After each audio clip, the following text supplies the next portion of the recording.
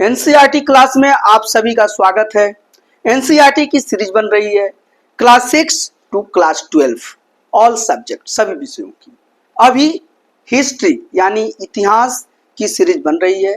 इसमें क्लास 6 को सिलेक्ट किया गया है।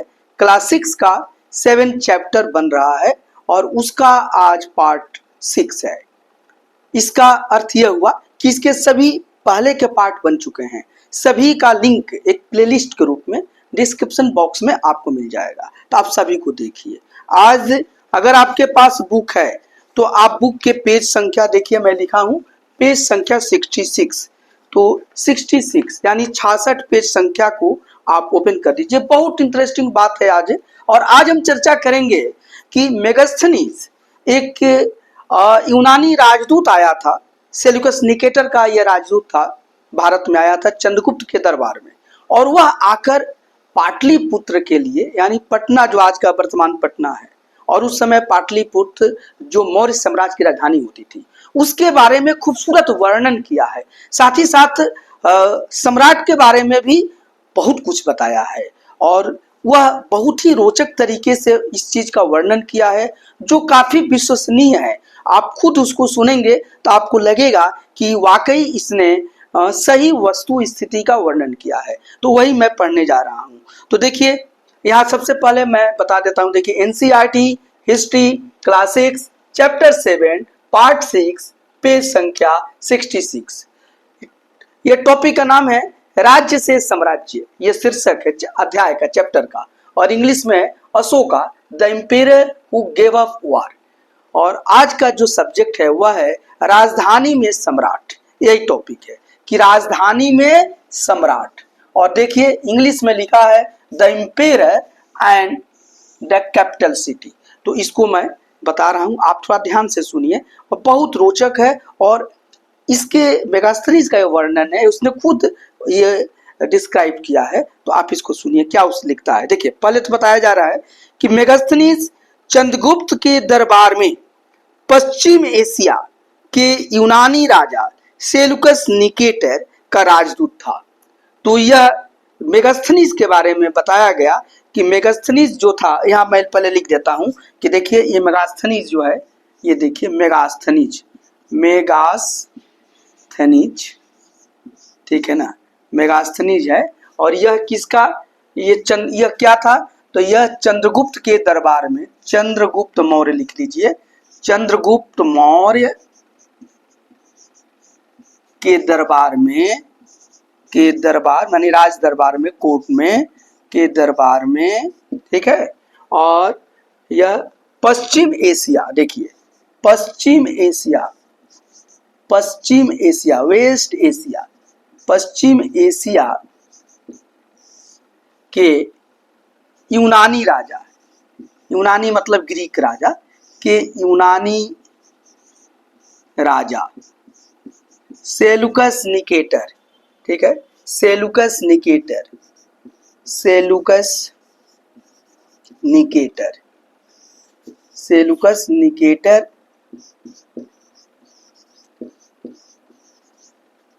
का राजदूत, का राजदूत माने इसका मतलब हुआ एम्बेसडर, राजदूत था। तो ये बात समझना है कि मेगास्थनीज था कौन। तो ये जो मेगास्थनीज था, ये चंद्रगुप्त मौर्य के दरबार में पश्चिम एशिया के यूनानी राजा सेल्यूकस निकेटर का, ये देखिए निकेटर है, मैं लिख देता हूं ठीक से, निकेटर का राजदूत था यानी एम्बेसडर था।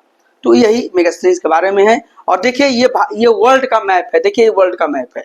और यही देखिए ये ग्रीक है, यही यूनान है, ठीक है ना। और यही का वो था, यही का ये सिकंदर भी था, जिसको हम अलेक्जेंडर द ग्रेट कहते हैं। और सिकंदर का ही सेनापति बाद में उसका उत्तराधिकारी बनता है। तो वही सेल्यूकस निकेटर है। इसका युद्ध आपको चंद्रगुप्त मौर्य से होता है। देखिए ये भारत है, ये भारत है। और भारत में देखिए ये पाटलिपुत्र है, यहीं पर ये यहाँ से यहाँ पर आया था। और देखिए भारत का यहाँ मैप है, इस मैप में देखिए ये पाटलिपुत्र है। देखिए वर्तमान जो पटना है यही उस समय का पाटलिपुत्र, यहीं पर मेगास्थनीज आया है पश्चिम एशिया के यूनानी राजा सेल्यूकस निकेटर का राजदूत बनके। और देखिए वो अब क्या बोलता है, देखिए अब देखिए मेगास्थनीज ने जो कुछ देखा उसका विवरण दिया। और क्या विवरण दिया है यहाँ हम उसके विवरण का एक अंश दे रहे हैं। ये बुक बता रहा है कि उसके विवरण का, उसके डिस्क्रिप्शन का एक अंश यहाँ पर दिया जा रहा है। देखिए, सम्राट का जनता के सामने आने के अवसरों पर शोभा यात्रा के रूप में जश्न मनाया जाता था। तो सबसे पहले ये मेगास्थनीज के ही शब्द हैं। वो लिखता है कि सम्राट का जनता के सामने आने के अवसरों पर यहाँ पर शोभा यात्रा मतलब रॉयल प्रोसेशन के रूप में जश्न मनाया जाता था। तो जब सम्राट, यानी वो चंद्रगुप्त मौर्य के बारे में बोल रहा है कि जब चंद्रगुप्त मौर्य जनता के सामने आता था तो एक शोभा यात्रा निकलती थी, रॉयल प्रोसेशन निकलता था, और उसको एक जश्न के रूप में वो मनाया जाता था। अब देखिए, उन्हें एक सोने की पालकी पर ले जाया जाता था। एक पालकी होता है, अभी भी ग्रामीण क्षेत्रों में चलता है, और पालकी पर आगे उसके 2 लोग यानी 4 लोग कंधे लगाते हैं या उसको ढोते हैं। तो पालकी पर यह सोने की पालकी, वो पालकी किस चीज की होती थी? तो सोने की, और सोने की पालकी पर लाया जाता था, मतलब सम्राट सोने की पालकी पर बैठा होता था। उनके अंगरक्षक सोने और चांदी से अलंकृत हाथियों पर सवार रहते थे, और सम्राट यानी चंद्रगुप्त मौर्य या राजा, उसमें के जो सम्राट थे, किंग थे, तो उसके जो अंगरक्षक थे, जो बॉडीगार्ड थे, वह आपको सोने और चांदी से अलंकृत, माने सोने और चांदी से सजे हुए हाथियों पर वो सवार रहते थे और उसके अगल बगल चलते थे। सम्राट जो है वो पालकी पर चलता था, सोने की पालकी होती थी, और उसके जो अंगरक्षक हैं वो हाथियों पर चलते थे, और वो हाथी जो थे वो सोने और चांदियों से सजे होते थे।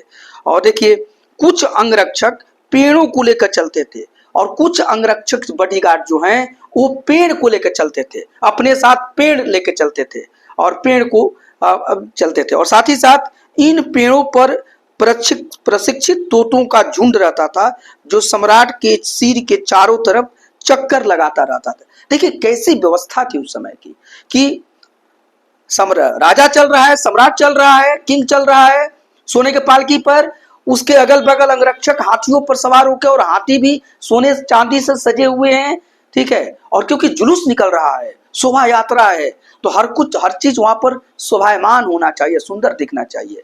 और इसके बाद कुछ अंगरक्षक जो हैं वो पेड़ को उखाड़ के चलते थे, और उन पेड़ों पर पक्षियां होती थी, बर्ड्स होते थे, और साथ ही साथ उस पेड़ों पर कुछ ट्रेंड पैरट्स, प्रशिक्षित तोते जो होते थे, ये पैरट्स जो होते थे, ट्रेंड पैरट्स या प्रशिक्षित तोते के झुंड उस पर होता था। और वो जो तोते होते थे उनको ट्रेनिंग दी होती थी, प्रशिक्षण होता था। वो साम्राज्य के ऊपर चारों तरफ से वो क्या करते थे, वो चक्कर लगाते थे, जैसे आजकल ड्रोन होता है और ड्रोन सब कुछ देख लेता है। तो देखिए कैसे उस समय की मौर्य साम्राज्य की समय की व्यवस्था थी। आज से 2300 साल पहले की मैं बात बता रहा हूँ, 2300 ईयर्स एगो कि जब सम्राट का शोभा यात्रा निकलता था तो ट्रेंड पैरट्स जो होते थे, प्रशिक्षित तोते, वो उसके ऊपर वो क्या कर चक्कर लगाते रहते थे, और हर चीज का खुफिया जानकारी लेते रहते थे और देते थे। तो यहाँ पर देख लीजिए, तो जस्ट लाइक आज के वो ड्रोन हो गए। और उसके बाद देखिए, राजा सामान्यतः हथियार बंद महिलाओं से घिरे रहते थे। राजा जो था, राजा के आसपास जो आर्म्ड वुमेन होती थी, हथियार बंद, हथियार लिए हुई महिलाएं होती थी, और ये चंद्रगुप्त मौर्य की जो अंगरक्षक महिलाएं होती थी, और वो हथियार के साथ रहती थी उसके आसपास। इसके साथ साथ क्या होता था, वो हमेशा इस बात से डरे रहते हैं कि कहीं कोई उनकी हत्या करने की कोशिश न करे। और मेगास्थनीज लिखता है कि लगता है कि राजा जो है, उस समय का सम्राट जो है, किंग, इस बात का हमेशा उसे भय रहता है कि कहीं कोई उसको मार न दे, किल न करते, उसका मर्डर न करते, हत्या न करते।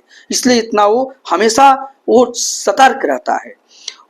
उनके खाना खाने के पहले खास नौकर उस खाने को चखते हैं। राजा जो खाना खाता है तो उसके कुछ स्पेशल सर्वेंट होते हैं, पहले वो सर्वेंट वो खाना को टेस्ट करते हैं, और बिल्कुल राजा के विश्वसनीय सर्वेंट होते हैं। तब पता चल गया कि इस खाना में कोई जहर वगैरह नहीं दिया गया है और खाना बिल्कुल ये सेफ है, सुरक्षित है, तब राजा खाता था।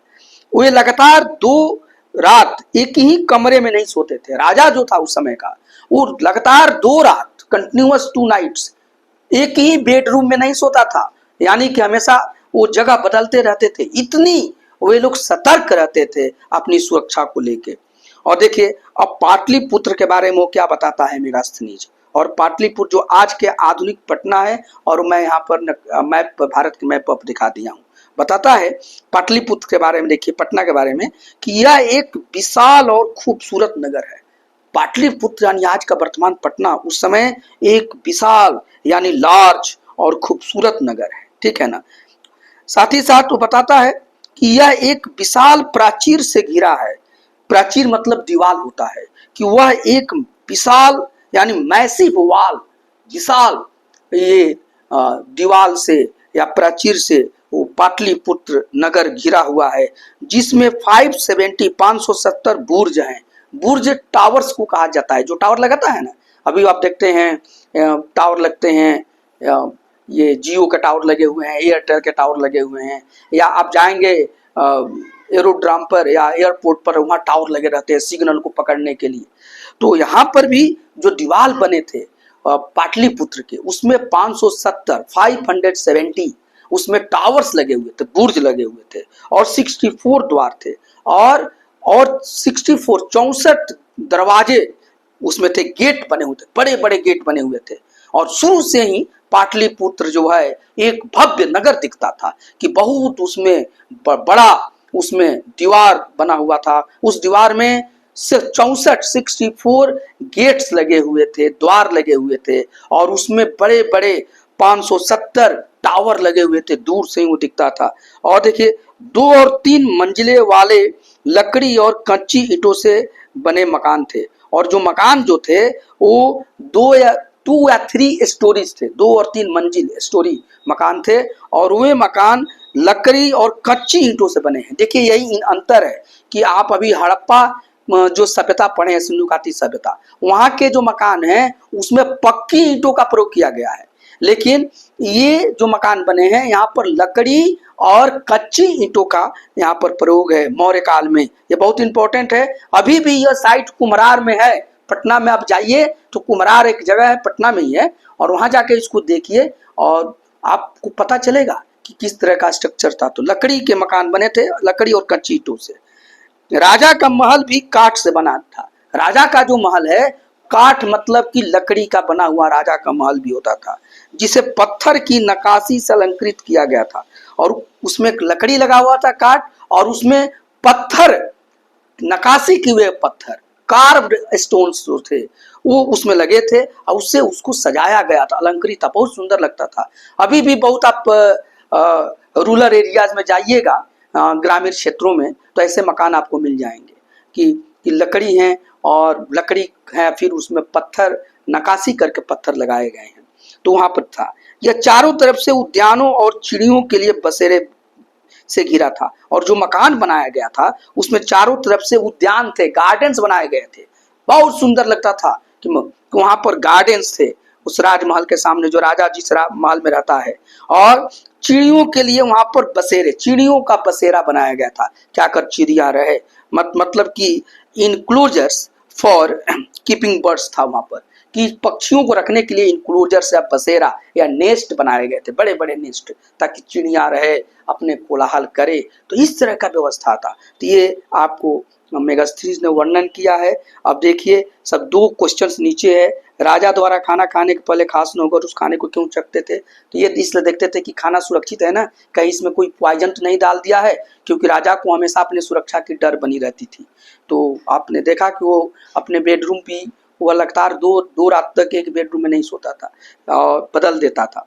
साथ ही साथ पाटलिपुत्र मोहनजोदड़ो से किस तरह भिन्न था? तो मोहनजोदड़ो में पक्की ईंटों का प्रयोग हुआ था, पाटलिपुत्र में आपने देखा है ना, वहां पर कच्ची ईंटों का प्रयोग हुआ है और लकड़ी का प्रयोग हुआ है। तो ये अंतर है। तो ये समाप्त हुआ। अभी तक आप डॉक्टर ए.के. ओझा यूट्यूब चैनल को सब्सक्राइब नहीं किए हैं तो कर लीजिए, ये आपके लिए फायदेमंद है, और अपने फ्रेंड्स को भी शेयर कीजिए।